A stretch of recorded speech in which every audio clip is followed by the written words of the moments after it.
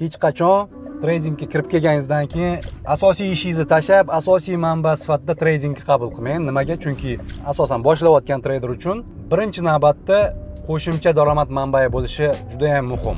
Pul kelib turadigan joyingiz bor-da, lekin siz o'sha joydan bo'shadingiz, ishdan bo'shadingiz va tradingga asosiy fokusingizni qaratdingiz.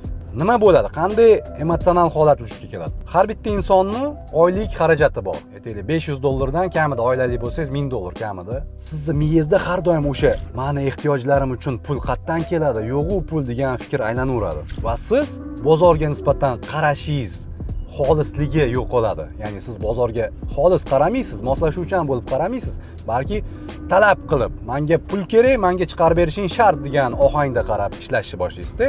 Va bunaqa ohangni bozor albatta pulingizni yo'qotishga olib boradi. Ya'ni sizning emotsional holatingiz o'z pulingizni, mablag'ingizni yo'qotib qo'yishga olib boradi. Ishingiz bo'lib tursin, pul kelib turadigan manbangiz bo'lib tursin va o'sha bilan parallel ravishda tradingga olib keting va qachonki siz trading orqali juda ham yaxshi stabil daromad ko'rib, kamida 6 oy sizga ta'minlab turadigan kapital podushkangizni hosil qilganingizdan so'nggina ishingizni tashlab tradingga fokus qaratishingiz mumkin. Podushkangiz sizga u yoki bu darajada xotirjamlikni ta'minlab turadi.